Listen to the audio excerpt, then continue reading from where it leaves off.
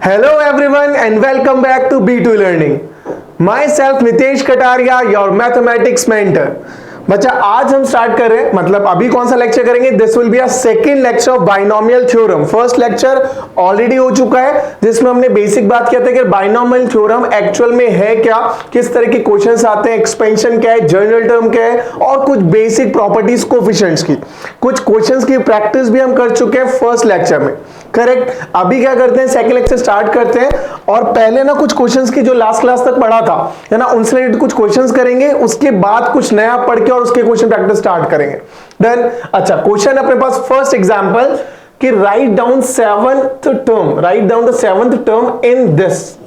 एक अपने को नंबर गिवन है, इसका एक्सपेंशन अपने को करना है और उस एक्सपेंशन में 7 टर्म फाइंड करनी है. यानी कि ये जो क्वेश्चन है बच्चे, क्वेश्चन है जनरल टर्म का, general term of binomial expansion जो हम कर चुके हैं लेक्चर 1 के अंदर.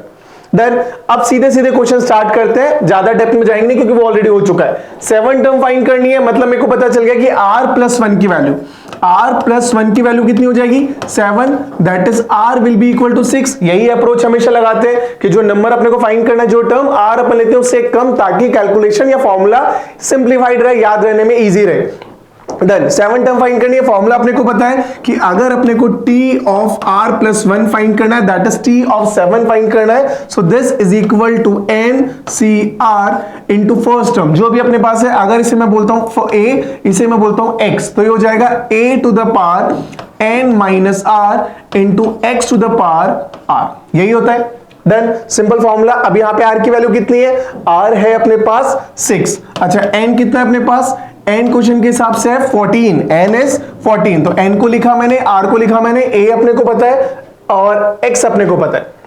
देन पुट करते हैं, सॉल्व करते हैं, तो बेटे t7 is equal to 14c6, 14c6 into a, that is 4 upon x cube to the power n minus r, that is 14 minus 6. 14 minus 6 is 8 into में x square upon 2 whole to the power 6.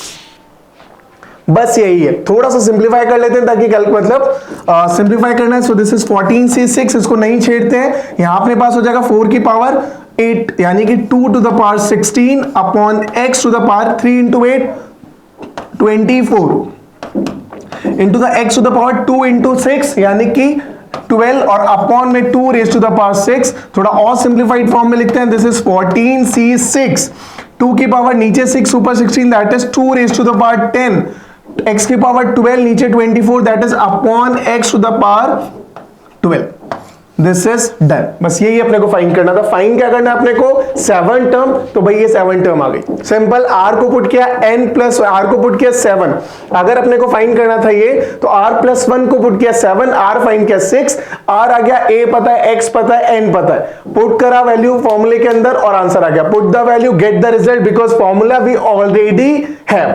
Then simple. अब इस question में कुछ भी पूछा जाता है, अगर अपने से ये पूछा जाता है कि 7 टर्म का कोफिशिएंट क्या है, तो 7 टर्म का कोफिशिएंट क्या हो जाएगा, ये भी अपने को पता है, 14c6 into 2 की पावर 10. अगर अपने से पूछा जाता है कि यार x की पावर -12 का कोफिशिएंट क्या है, तो भी अपन फाइंड कर सकते हैं. तो मोर और लेस अगर लॉजिक क्लियर है, बाइनोमियल थ्योरम का कॉन्सेप्ट क्लियर है, तो क्वेश्चन में कुछ भी मोल्ड करके, कुछ भी घुमा फिरा के दे, we will be able to solve the question very easily and very quickly too. Then next example, find the coefficient. वही चीज आ गई. आपकी बार क्या पूछा, पहले पूछा था स्पेसिफिक टर्म, अब पूछा आपने से coefficient of x raised to the power -6 in this given term.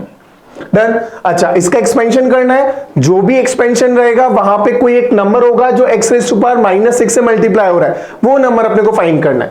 Then तो स्टार्ट करते हैं. क्या करना होगा, अगेन सिंपल सा प्रोसेस अपने को पता है. इसका एक्सपेंशन करेंगे तो अपने को पता है आएगा 10c, कोई एक नंबर r जो अभी तक मुझे नहीं पता है, ठीक है, अभी तक अपने को नहीं पता है, इनटू में 3x to the power n which is 10 minus r which is r, ठीक है, ओके, इनटू में 4 upon x to the power r, और जो बच रहा है अपने पास एक -1, क्योंकि माइनस के साथ है तो -1 to the power r. Clear. Okay, ये अपने पास आएगा कोई स्पेसिफिक r+1 टर्म, मैं मान लेता हूं जो r+1 टर्म है वो ही है जहां पर x इज ओवर -6 मेरे को मिलेगा, उसका कोफिशिएंट मेरे को फाइंड करना है। अच्छा, तो मैं से मान लेता हूं कि दिस इज इक्वल टू कोई एक कांस्टेंट नंबर जो मुझे फाइंड करना है k इनटू में x to the power -6। Done, मैंने मान लिया कि यार वो जो टर्म है वो कोई एक स्पेसिफिक टर्म है जिसका कोफिशिएंट k है और इनटू हो रहा है अपने पास x टू द पावर -6 से। डन, ऐसा कुछ बनेगा। ओके, तो अभी मतलब क्या हुआ कि अगर ये दोनों इक्वल है, इसका मतलब इसका coefficient will be equal to इसका कोफिशिएंट एंड इसका x to the power will be equal to इसका x to the power. Done, तो इसको x के फॉर्म में क्लियरली लिखते हैं, तो this will be equal to 10CR into में यहां कितना आ जाएगा अपने पास 3 to the power 10 minus r into x to the power 10 minus r into में यहां कितना आएगा, -1 को रहने दो एज इट इज, और ये कितना रहेगा 4 to the power x into में x to the power -r, क्योंकि r अपॉन में मतलब x अपॉन में ऊपर जाएगा -r, और ये अपने पास -1 to the power r is equal to same k into x to the power -6। एक और स्टेप लिखते हैं पहले, this will be 10CR into 3 to the power 10 minus r into 4 to the power r into -1 to the power r। सारे constant number को एक साथ लिखा इंटू में, अब x की पावर देखो, x के अपने पास है x अपने को दिख रहा है यहाँ पे 10 माइनस r, यहाँ पे x दिख रहा है -r, मल्टीप्लाई करेंगे पावर साइड हो जाएगी, this will be x to the power 10 minus 2r is equal to k into x to the power -6। अगर ये दोनों इक्वल है मतलब x की पावर अपने पास x वाली टर्म सेम हो जाएगी, यहां से we can say that x to the power 10 minus 2r is equal to x to the power -6, that is 10 minus 2r is equal to -6। Simplify किया, 16 is equal to 2r and r is equal to 8। जैसे इतना आया मतलब question ना अब खत्म हो चुका है। अब क्वेश्चन में ऐसा कुछ बचा नहीं, क्योंकि जो अननोन था, एक ही चीज तो अननोन थी यार, मिल चुकी है। अब तो जो जचे जो पूछ लो कोई फर्क ही नहीं पड़ेगा। पूछा क्या अपने से पूछा इसका कोफिशिएंट। अच्छा, इसका कोफिशिएंट क्या है, ये सारा का सारा जो नंबर है वो कोफिशिएंट है यहां पे। अगर r की वैल्यू मैं पुट करूंगा, r कितना आया 8, अगर इसमें r पुट करूंगा तो 10 minus 2 into 8 that is 10 minus 16 that is 10 raise to the power, sorry वापस से x to the power 10 minus 2r that is 10 minus 16 that is -6। तो x का पावर -6 आ गया, वही तो फाइंड करना है, उसी का कोफिशिएंट फाइंड करना है। तो जो अननोन है अपने पास यानी कि coefficient of x to the power -6 is equal to this number. अब यहां पे सब कुछ पता है, this will be equal to 10CR is 8, r is 8, ठीक है, इनटू 3 का power 10 minus r which is 3 to the power 2 into 4 की पावर कितना आएगा अपने पास, 4 की पावर 8 -1 की पावर 8 को खत्म कर दो, ये अपने पास फाइनल आंसर आएगा। This is the required coefficient of x to the power -6 यानी कि k की वैल्यू जो अपने को फाइंड करनी थी। डन, बहुत कुछ क्वेश्चन में था नहीं, सिंपल सा फंडा, और ऐसे हर क्वेश्चन को हर बार हर एग्जाम में ऐसे ही सॉल्व करोगे बेटा। करना क्या था, क्वेश्चन अपने को पता है, सिंपल फंडा, क्वेश्चन अपने को पता है, यहां से अपन ने क्या किया, एक रैंडम वैल्यू r मान के चली और उससे अपन ने एक r थीटा यानी जनरल टर्म फाइंड करा, उसे इक्वेट करा k इनटू x की पावर जो अपने को चाहिए था, जिसका कोफिशिएंट -6 का चाहिए था, तो इसे अपन ने कर लिया to the x to the power -6। Simplify किया, दोनों की x वाली वैल्यूज को कंपेयर किया, x की वैल्यू कंपेयर किया तो वहां से अपने पास r की पावर आ गई, r की वैल्यू आई, r की वैल्यू को इक्वेशन में पुट करा और अपने पास रिक्वायर्ड आंसर आ गया। क्लियर है? आई होप अब ऐसा कोई भी क्वेश्चन आएगा तो आप आसानी से कर लोगे, चाहे आपने से जनरल टर्म पूछा जाए, क्या किसी वेरिएबल का किसी भी पावर का कोफिशिएंट पूछा जाए, दोनों question we can do easily. बढ़िया, बहुत बढ़िया। ठीक, अगला question, find the term independent of x in the expansion of this. Again important question, mark कर लेना, इंपॉर्टेंट क्वेश्चन। रीजन है कि बच्चा कई बार समझ ही नहीं पाता कि सर क्वेश्चन क्या बोलना चाह रहा है, जबकि हद इजी क्वेश्चन है। तो अब की बार आप इस क्लास के बाद, इस क्वेश्चन के बाद कभी इस क्वेश्चन में कंफ्यूज नहीं होना। क्या पूछ रहा है अपने से पूछा सर इंडिपेंडेंट टर्म बता दो, independent of x। Independent of x का मतलब क्या होता है, 7 मतलब -9 मतलब 12 मतलब 14.73। इसका मतलब वो हर एक नंबर जहां पे x हो ही नहीं, मतलब जब मैं इसका एक्सपेंशन करूं, बेसिकली व्हाट इज रिक्वायर्ड कि जब अपन इसका एक्सपेंशन करें तो जितनी भी टर्म्स आएंगी उनमें से वो टर्म अपने को बतानी है जहां पे x नहीं है। जहां पे x नहीं है मतलब अपने को क्या बताना, अपने को बताना है कांस्टेंट नंबर। अब कांस्टेंट नंबर कैसे फाइंड करेंगे, सिंपली अगर कांस्टेंट नंबर है इसका मतलब कोई भी कांस्टेंट नंबर है k, तो can I write k as k into x to the power 0? Of course I can, हो सकता है। अगर k कांस्टेंट नंबर है और मुझे पता है कि वो कांस्टेंट की तरह मेरे को लिखना है, तो मैं उसको क्या लिख सकता हूं, k into x to the power 0। मतलब अब क्वेश्चन पिछले क्वेश्चन जैसा है, वहां पे चाहिए था अपने को coefficient of x to the power -6, यहां अपने को चाहिए x टू द पावर 0 का कोफिशिएंट। दैट्स इट, क्वेश्चन खत्म। तो जब भी अपने से पूछा जाए कि यार इंडिपेंडेंट टर्म बता दो which is independent of x, that is independent of variable, simply क्या करना है अपने को, टर्म फाइंड करना है, कोफिशिएंट फाइंड करना है किसका, x टू द पावर 0 का। ठीक है, बढ़िया, स्टार्ट करें, बहुत बढ़िया।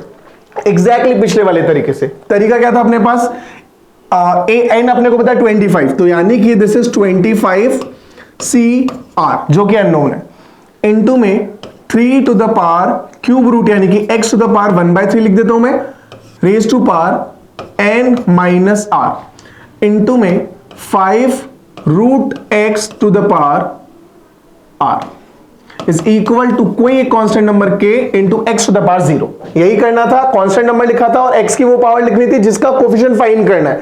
यहां पे किसका कोफिशिएंट फाइंड करना है, x टू द पावर 0 का, ताकि कांस्टेंट नंबर आए, ताकि एक नंबर आए, टर्म आए जो इंडिपेंडेंट है x से।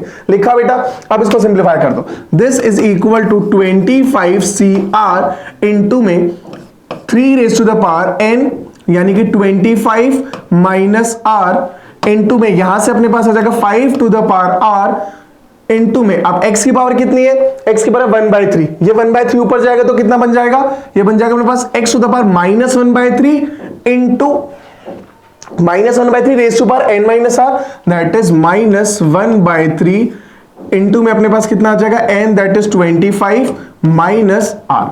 देन इनटू में यहां से अपने पास x टू द पावर 1/2, तो 1/2 to the into r, that is r/2 and this is equal to k into x to the power 0। Question खत्म। करना क्या है सिंपल, अब तो क्वेश्चन खत्म हो चुका, अभी क्या करो, यहां से दोनों तरफ से x का कोफिशिएंट यानी कि इसे और इसे इक्वेट करो। अच्छा, इसे सॉल्व करेंगे तो अपने पास क्या बनेगा, this will be x to the power add हो जाएगी, पावर ऐड होगी तो जाएगा -1/3 into 25 minus r plus r/2 is equal to x to the power 0। यही होगा, दोनों का बेस सेम, पावर साइड होनी, मल्टीप्लाई होना तो पावर साइड हो जानी है, ये हो चुका। सॉल्व करेंगे तो यहां से अपने पास कितना आ रहा है, यहां से अपने पास आ रहा है 25 माइनस r प्लस r/2। ठीक है, 12 से लिया 25 minus r plus r minus sign के साथ है इज इक्वल टू 0।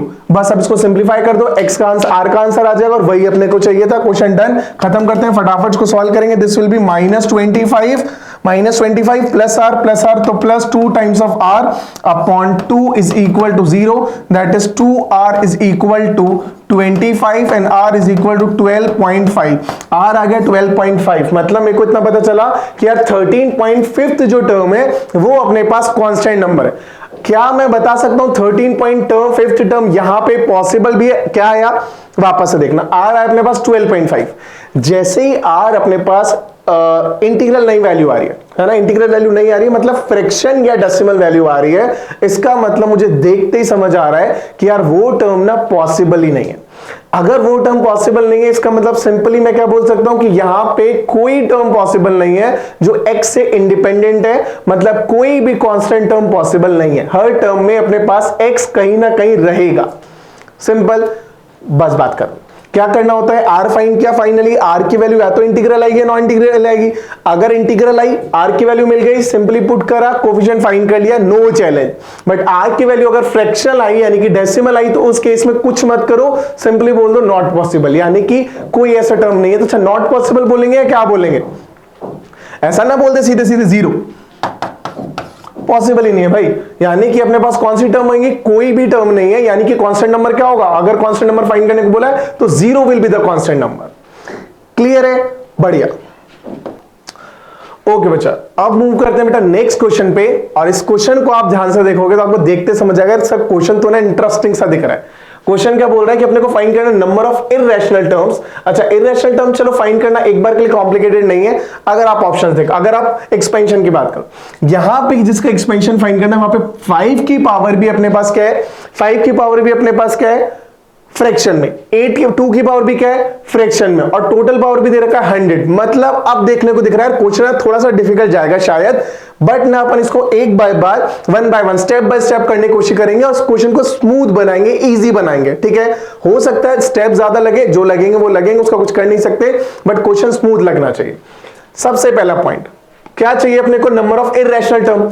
अरे भाई इररेशनल टर्म फाइंड करना कॉम्प्लिकेट लग रहा है, तो सादा इजी तरीका क्या है कि अपन नंबर ऑफ इररेशनल टर्म्स की जगह number of rational term find कर दे और उसे टोटल नंबर ऑफ टर्म्स में से सब्ट्रैक्ट कर दे। इसका मतलब number of irrational terms is equal to total terms minus number of rational terms. ये पहला पॉइंट जो अपने को क्लियर होना चाहिए, मैंने इस पे टिक मार्क कर दिया और उसमें कोई डिफिकल्टी नहीं। सेकंड पॉइंट, अगर अपने को number of rational term find करनी है तो कोई भी टर्म रैशनल कब बनेगा समझना, जब फर्स्ट टर्म यानी कि 5 टू द पावर 1/6 और second term that is 2 to the power 1/8 दोनों में यानी कि 5 और 2 दोनों की पावर इंटीग्रल वैल्यू है। अगर मैंने मान लिया कि यार 5 की पावर ना इंटीग्रल आ गई, जैसे मैंने लेट सपोज को मैंने 6/6 माना, इंटीग्रल आ गई, but at the same time अगर 2 की पावर इंटीग्रल नहीं है तो मल्टीप्लाई होकर फिर नंबर इरेशनल बन जाएगा। तो नंबर को रैशनल बनने के लिए, टर्म को रैशनल बनने के लिए मेरे को चाहिए कि 5 की पावर भी इंटीग्रल वैल्यू आए और 2 की पावर भी इंटीग्रल वैल्यू आए। ये बात समझ आई, कोई डाउट नहीं। This is a second point. तो सेकंड पॉइंट अपने को क्या चाहिए, we need integral powers of 5 and 2 in the expansion of this। ठीक है, समझ आना चाहिए, राइटिंग पे ध्यान कतई मत देना भाई। ठीक है, तो second point, first point number of time कैसे फाइंड करना है, rational term total minus rational. Rational find करने के लिए क्या चाहिए, 2 और 5, 5 और 2 दोनों की पावर क्या चाहिए अपने को, दोनों की पावर इंटीग्रल वैल्यू होनी चाहिए। देन अब क्वेश्चन स्टार्ट करते हैं। ओके बेटा, अब समझना ध्यान से, है ना, एकदम ध्यान से, गड़बड़ नहीं होनी चाहिए कहीं भी। अगर मैं इसकी जनरल टर्म की बात करूं, मैं किसी टर्म t ऑफ r+1 की बात करूं, so this will be equal to n which is 100, cr which is unknown, into में 5 to the power 1/6, 5 to the power 1/6 to to the power n minus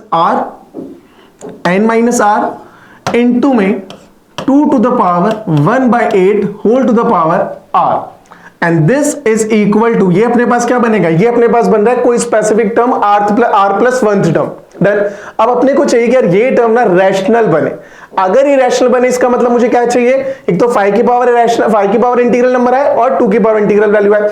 दोनों को 1 बाय 1 चेक करते हैं, दोनों को 1/1 चेक करेंगे। तो पहले मैंने एक काम करता हूं, 5 की पावर पे देख लेता हूं, यहां से 5 किसके इक्वल आ रहा है। अगर मैं 5 की बात करूं तो समझना ध्यान से, this is 5 to the power 100 minus r/6। This need to be integral value. For this to be integral value अपने पास क्या आ जाएगा कि 100 माइनस r जो आएगा वो 6 का मल्टीपल आएगा, तभी इंटीग्रल वैल्यू आएगी। 6 का मल्टीपल आएगा मतलब मैं बोल सकता हूं कि जो r आएगा वो आएगा 100 माइनस 6 n के। r की पॉसिबल वैल्यूज क्या है अकॉर्डिंग टू दिस, अगर मैं यहां तक जाऊं 5 की वैल्यू को, 5 की पावर को अपने को क्या चाहिए इंटीग्रल वैल्यू। तो इंटीग्रल वैल्यू के लिए अपने पास r is equal to 100 minus 6n करके एक इक्वेशन है। अब r की पॉसिबल वैल्यूज निकाल लेते हैं फॉर दिस कंडीशन। r की पॉसिबल वैल्यूज क्या क्या आएगी, अब ध्यान से समझना, एकदम इजी है, कुछ नहीं है। n की जैसे वैल्यू पुट करोगे, 100 से माइनस करोगे और अपने पास क्या आ जाएगा, r की पॉसिबल वैल्यू आएगी। स्मॉलेस्ट वैल्यू से स्टार्ट करता हूं मैं n की, 0 पुट करेंगे, it will be 100, then 94, then 88, simple 6 subtract तो करते जाना है, देन 82, देन 76, देन कुछ गड़बड़ तो नहीं कर रहे, नहीं ठीक है, देन 70, देन 64, देन 58, 52, 46, 40, 34, 28, 22, 16, 10, 4। ये अपने पास r की सारी पॉसिबल वैल्यूज आ गई। अब चाहो तो उसको पूरा लिखने की जरूरत नहीं है, आप दोनों इक्वेशन को एक साथ सॉल्व करोगे तो कंपैरेटिवली जल्दी होगा।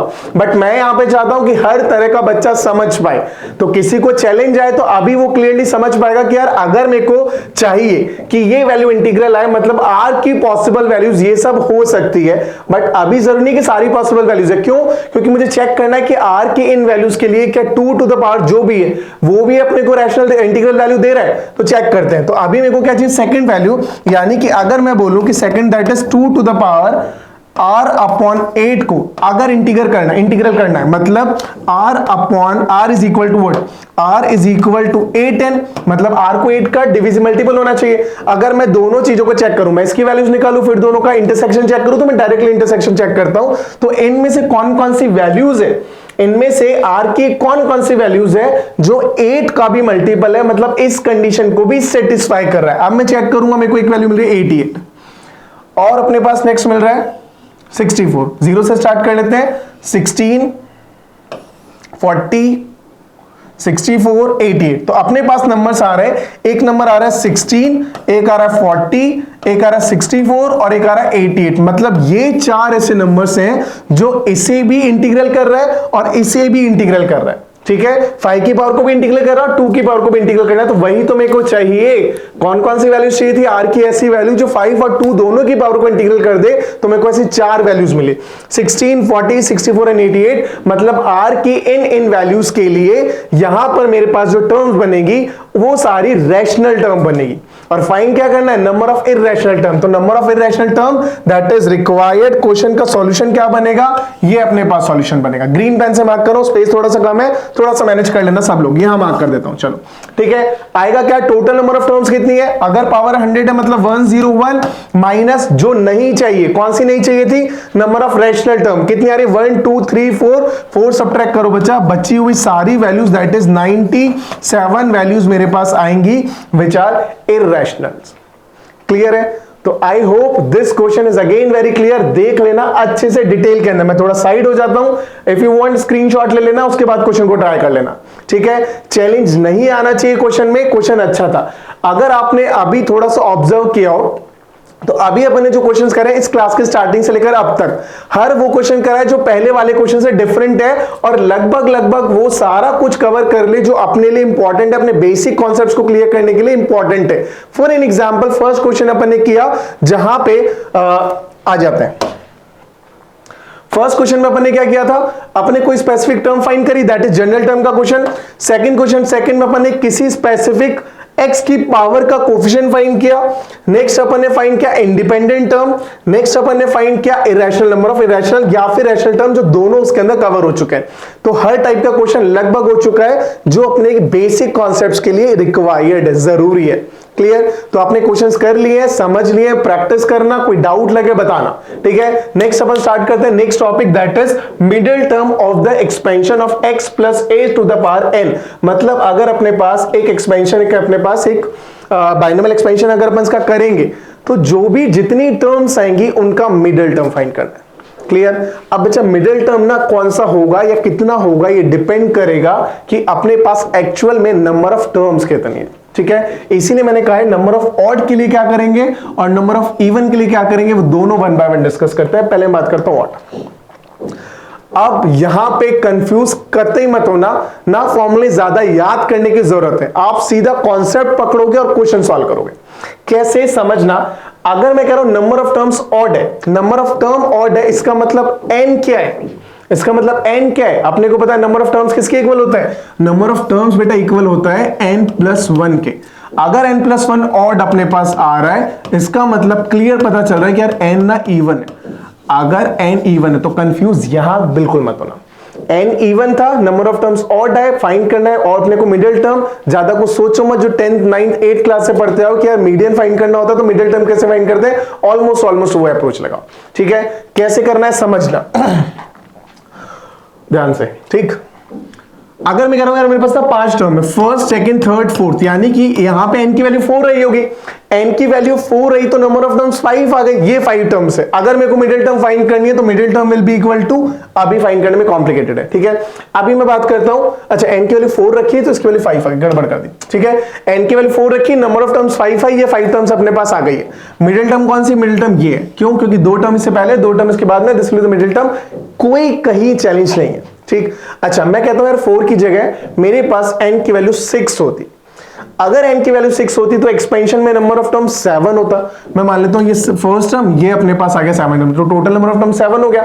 Again middle term is 4th term, ठीक। तो मेरे को पता चला 3 पहले 3 बाद में, मतलब मिडिल टर्म आ गया। तो इतना कॉन्सेप्ट क्लियर है कि यार जब 7 टर्म्स थी तो मिडिल टर्म आ रही 4, दैट इज 7 + 1/2, ठीक। जब नंबर ऑफ टर्म्स 5 थी तो मिडिल टर्म आ रही थी 3, दैट इज 5 + 1/2, क्लियर। तो सिंपली क्या करना है, अगर नंबर ऑफ टर्म्स ऑड है, ठीक है, तो मिडिल टर्म फाइंड करने का तरीका क्या है, +1 नंबर ऑफ टर्म्स + 1/2, क्लियर। यानी कि n अगर अपने पास, इतना समझना, अगर n अपने पास इवन है, n अपने पास बहुत ही ज्यादा गंदा हो गया था यार, थोड़ा सा इंप्रूव करने की कोशिश करता हूं, n अपने पास इवन नंबर है, n अपने पास इवन नंबर है, तो इसका मतलब नंबर ऑफ टर्म्स क्या हो जाएगी, n + 1, तो n + 1 is equal to number of terms and which is odd, done. अगर नंबर ऑफ टर्म्स ऑड है तो मिडिल टर्म कौन सी हो जाएगी अब, दिस +1/2, यानी कि n + 1 + 1/2 which is equal to n + 2/2 is equal to middle term. बस यही था अपना रिक्वायर्ड पॉइंट। तो चाहो तो ये फॉर्मूला याद करो, चाहो तो मत याद करो, हर बार को ऑप्शन देखो, क्वेश्चन देखो, उसके हिसाब से निकाल दो, क्यों ये याद करना है, क्यों इसमें फंसना है। सिंपल, 4 टर्म है, n की वैल्यू 4 है, नंबर ऑफ टर्म्स 5 हो गई, मिडिल टर्म थर्ड हो जाएगी, फॉर एग्जांपल मेरे पास n की वैल्यू 100 है, अगर n की वैल्यू 100 है मतलब नंबर ऑफ टर्म्स इज 101, अगर नंबर ऑफ टर्म्स 101 है तो middle term will be 101 + 1/2, that is 102/2 which is 51। तो 51st टर्म जो आएगी that will be the middle term of the given expansion. I hope this is very clear to everyone, और एक ही term middle आ रही है। But ना even के case में थोड़ा सा फंसेगा। इवन क्या, जब नंबर ऑफ टर्म्स इवन हो, n की वैल्यू नहीं, नंबर ऑफ टर्म्स इवन हो। कैसे, मैं बात करता हूं समझना। For example number of terms मेरे पास 4 है, नंबर ऑफ टर्म्स 4 है, n 4 नहीं है, नंबर ऑफ टर्म्स 4 है। अब मिडिल टर्म फाइंड करनी है तो कैसे फाइंड करेंगे भाई, मिडिल टर्म यहां पर मैं देखूंगा ध्यान से, तो ये 2 टर्म्स हैं जो मिडिल टर्म बन रही है, मतलब सेकंड टर्म भी मिडिल है, थर्ड टर्म भी मिडिल है, और हमेशा यही होता है। यानी कि और इसमें कुछ लॉजिक नहीं है, कोई चैलेंज नहीं है, सिंपल सा समझ लो यार। अगर जब भी ये सारा मतलब मिडिल वाली दोनों टर्म्स अपने पास मिडिल टर्म है, एक मिडिल टर्म नहीं है, in that case we have 2 middle term. Clear, मतलब क्या हुआ, सिंपल समझना कि 4 टर्म से तो सेकंड और थर्ड बना। अच्छा, नंबर ऑफ टर्म 6 होती है, लेट्स सपोज मैंने ये बनाया और एक ये बनाया, अभी कौन सी टर्म मिडिल हो जाएगी, थर्ड एंड फोर्थ। जब 6 टर्म्स थी तो थर्ड एंड फोर्थ, 4 टर्म था तो सेकंड एंड थर्ड। अब मेरे को ना लॉजिक क्लियर है एकदम, है ना, एकदम लॉजिक क्लियर। तो क्या हुआ समझना, एक्सपेंशन यानी कि अपने को पता चल गया n + 1 which is number of terms, क्या आ रहा है, इवन आ रहा है। नंबर ऑफ टर्म्स इवन आ रहा है, इसका मतलब n क्या रहा होगा, n रहा होगा ऑड, डन। अच्छा, तो मिडिल टर्म कौन सा आएगा, अब मेरे को दिख रहा है n + 1, यानी कि अगर फॉर एग्जांपल 6 लिया तो 6/2 थर्ड एंड फोर्थ टर्म, यानी कि अपने पास आएगा n + 1/2, ये एक मिडिल टर्म आएगा। और उसके अलावा एक और कौन सा रहेगा, n + 1/2 + 1, उसका नेक्स्ट टर्म ये, और इसका नेक्स्ट टर्म यानी कि +1 term will be middle term। ऐसा कुछ करके फॉर्मूला है, ठीक है। फॉर्मूला याद करो, बढ़िया, ना करो तो भी बढ़िया, क्या ही फर्क पड़ेगा, कॉन्सेप्ट समझ आना चाहिए। जो दोनों स्लाइड से एकदम क्लियर आ गया कि यार नंबर ऑफ टर्म्स n की वैल्यू जब इवन हो तो क्या करना है, ऑड हो तो क्या करना है। I hope again this is clear. बढ़िया, आगे बढ़ जाओ सर, बढ़ गया बेटा। क्वेश्चन ही आ गया है, क्वेश्चन ही आ गया जो भी पढ़ा था उसका। ये अपने को फाइंड करना middle term of the expansion this. अभी सबसे पहले चेक करा n की वैल्यू क्या है, 10, इवन नंबर, n की वैल्यू 10 है, नंबर ऑफ टर्म्स कितनी हो जाएगी, 11 टर्म्स है, तो middle term will be equal to middle term will be equal to n+2 अगर फॉर्मूला देखोगे तो, यानी कि 10+2/2 विच इज 6th टर्म, ठीक है। T6 will be the middle term. नहीं चाहिए तो वैसे भी देख सकते हो 11 टर्म्स है, मतलब से 11 + 1 12/2 6 term will be the middle term. तो सिंपल अपने को क्या फाइंड करना है, T6 फाइंड करना है। T6 फाइंड करना मतलब R की वैल्यू क्या आ जाएगी 5, ये वाली मिस्टेक नहीं करनी है।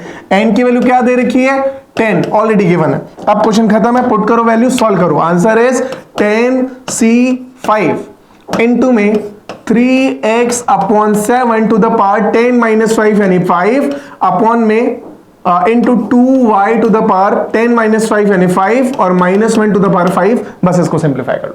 This will be the middle term जो भी अपने को चाहिए था इसके एक्सपेंशन का। थोड़ा और सिंप्लीफाई कर लो, ये हो जाएगा 10C5, यहां जाएगा 3 to the power 3 × 2 6 6 to the power 5 upon 7 to the power 5 यानी कि 6/7 टू द पावर 5 इंटू में x into y to the power 5 और ये -1 रहेगा तो माइनस लगा दो। ये अपने पास आ गया रिक्वायर्ड टर्म जो अपन ने फाइंड करना था। क्लियर, बढ़िया। अच्छा, यहीं पर अपने पास 10 की जगह 11 होता, अगर 10 की जगह 11 होता, कोई एक रैंडम एग्जांपल ले लेते हैं। आगे बढ़ रहे हैं, middle term of the expansion of this. अच्छा चलो इसको करते हैं पहले, ये अच्छा क्वेश्चन है ना, बढ़िया क्वेश्चन है, ध्यान से समझना। एक बार के लिए ना कॉम्प्लिकेटेड सा लगेगा, sir the middle term of the expansion of this powers exist. अब सर आपने तो सिंपल सी बात बताई कि n इवन है तो क्या करना है, ऑड है तो क्या करना है। यहां तो इवन ऑड जैसा कुछ है ही नहीं, यहां तो n दे रखा है, n can be even also, n can be odd also. Middle term कैसे फाइंड करें, पहला चैलेंज। सर दूसरा चैलेंज ये आ रहा है कि सर यहां पे भी कुछ है, यहां पे भी कुछ है, दोनों अलग अलग है, दोनों की पावर्स दे रखी है, मल्टीप्लीकेशन में है भाई। अब सर इसको कैसे सॉल्व करें, दिस इज अनदर चैलेंज। दो चैलेंज है सर, दोनों एक एक करके समझा दो तो बात बन जाएगी। चल बेटा समझते हैं ना, एक एक करके समझते हैं ध्यान से, ठीक है, ध्यान से।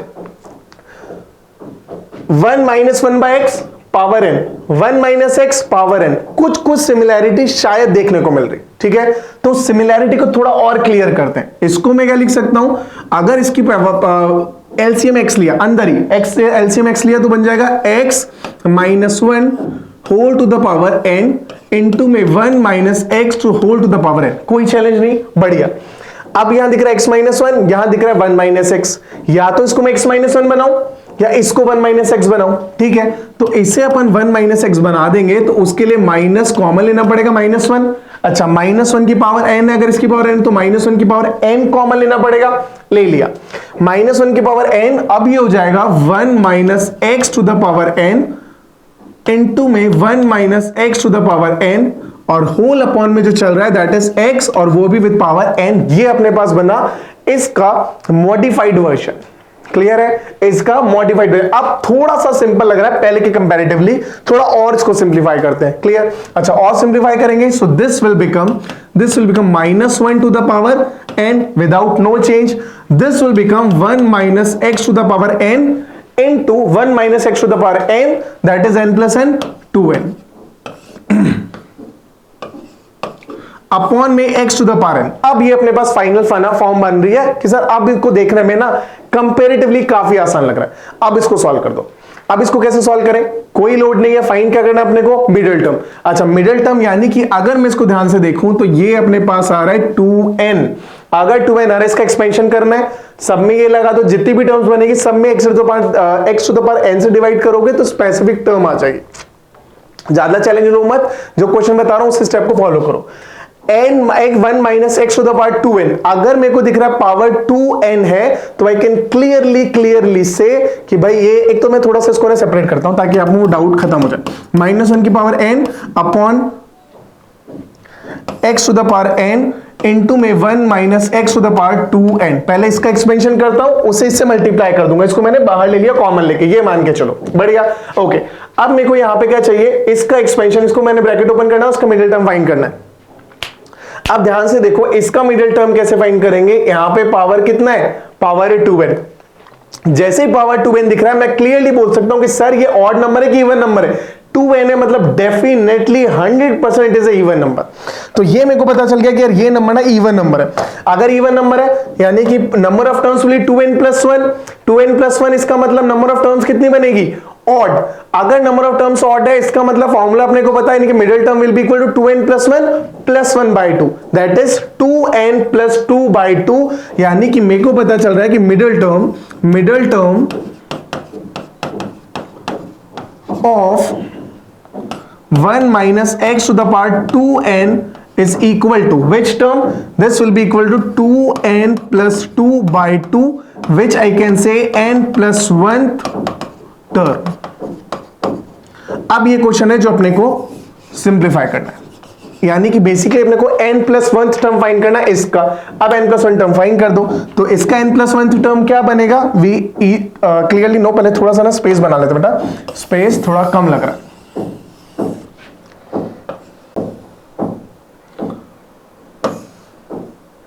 चलो आगे स्टार्ट करते हैं बेटा। ओके, अभी क्या बोल रहा है अपने को? इसके फाइंड करना है कौन सी टर्म? n plus 1 term. अब n प्लस 1 का टर्म कैसे फाइंड करें? यानी कि t of n plus 1 is equal to 2nc n plus 1 minus 1 that is n into में 1 to the power 2n minus n that is n into में minus 1 to the power 2n minus 1 minus 1 to the power r which is n into में x to the power n, यही तो बनेगा। अगर ध्यान से देखोगे तो ये बनेगा अपने पास 2ncn, मतलब r की वैल्यू n आ रही है, r की वैल्यू n आ रही है तो 1 minus 1 raise to the power 2n minus n, 2n minus r n minus 1 to the power n और x to the power n। अभी से मल्टी अपने पास आ गया n प्लस 1 टर्म। अच्छा, कंप्लीट का n प्लस 1 टर्म फाइंड करना है, दैट विल बी, इसे मल्टीप्लाई करूंगा minus 1 to the power x upon x to the power n into t of n plus 1। इसका t ऑफ n प्लस 1 मेरे को find करना है, इसका अपन ने फाइंड किया था t ऑफ n प्लस 1, इसे वापस से मल्टीप्लाई कर दो, जो कॉमन ले रखा था, तो this will be equal to minus 1 to the power n upon में x to the power n into में 2ncn इनटू 1 की पावर n खत्म कर दो, कोई काम का नहीं है, minus 1 to the power n and x to the power n। अब सिंप्लीफाई करोगे तो x to the power n खत्म, डन। अच्छा, minus 1 to the power n खत्म हो जाएगा, बिकॉज माइनस 1 ये हो जाएगा minus 1 to the power 2n बनते ही माइनस 1 की पावर इवन नंबर जैसे बना, मतलब वो खत्म हो गया, दैट विल बी 1 ओनली। और फाइनल बच रहा है जो अपने पास, which is 2ncn and this will be the final answer. एक बार अगर अपन ऑप्शन चेक करें तो क्या 2ncn मिल रहा है अपने को? बिल्कुल मिल रहा है भाई, 2ncn, that is option number 1 and this is our correct answer. आराम से, ध्यान से, इत्मीनान से देख लो सारा सॉल्यूशन। आपको अगर एक बार लॉजिक समझ आएगा तो आप बोलोगे सर क्वेश्चन हो सकता है 2 स्टेप ज्यादा लग रहे हो, लेकिन आसान करने का तरीका यही था और एक्चुअल में इसी में मजा आ रहा है। देख लो ध्यान से, क्लियर है? बढ़िया, बढ़े आगे, बहुत बढ़िया। ओके बच्चा, अब नेक्स्ट अपन बात करते हैं, यहां तक जब सारा कुछ हो चुका है, नेक्स्ट अपन बात करते हैं लार्जेस्ट बाइनोमियल कोफिशिएंट। ठीक है, मिडिल टर्म जब समझ आ चुका है तब उसकी एप्लीकेशन की तरह कंसीडर करके चलो कि यार बाइनोमियल कोफिशिएंट लार्जेस्ट कब बनेगा। अच्छा, पहले तो बाइनोमियल कोफिशिएंट क्या है देखो समझना, हर टर्म में जो अपन मल्टीप्लाई कर रहे हैं NC0, NC1, NC2, NC3 से लेकर NCN तक, ये सारे नंबर्स हर टर्म के कोफिशिएंट्स है। और कौन से कोफिशिएंट्स है? ये बाइनोमियल कोफिशिएंट्स। क्लियर? तो अपने को समझ आया पहली बात तो कि बाइनोमियल कोफिशिएंट है क्या? NC0, NC1, NC2 करते जो मल्टीप्लाई कर रहे हैं, दीज आर बाइनोमियल कोफिशिएंट। अब पॉइंट इज कि बाइनोमियल कोफिशिएंट में से लार्जेस्ट कौन सा बनेगा? NC0 बड़ा है कि NC1 बड़ा है कि NC4 बड़ा है कि NC7 बड़ा है? और ऐसे कैसे पता चलेगा कि यार जब मेरे पास पावर 100 है तो कौन सी टर्म है जिसका बाइनोमियल कोफिशिएंट लार्जेस्ट है? तो इसके लिए ना कॉन्सेप्ट को थोड़ा सा समझना, और बहुत आसान है, बेहद आसान है। कैसे?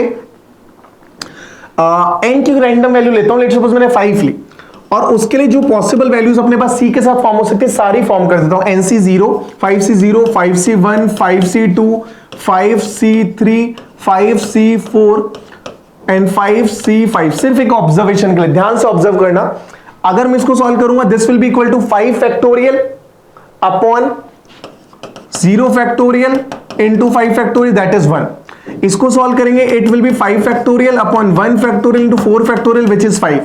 इसे सॉल्व करेंगे 5 factorial upon 5 minus 2 that is 3 factorial upon 3 factorial, ऐसा कुछ आएगा। इसको सॉल्व करेंगे तो कितना आएगा अपने पास? 10। सॉल्व करेंगे 5 factorial again 5 minus 3 that is 2 factorial into 3 factorial, actual में दोनों सेम है and answer of this will also be 10. 5c4 is 5 factorial upon 5 minus 4, that is 1 factorial into 4 factorial, which is 5, और 5c5 is 5 factorial upon 0 factorial into 5 factorial, that is 1.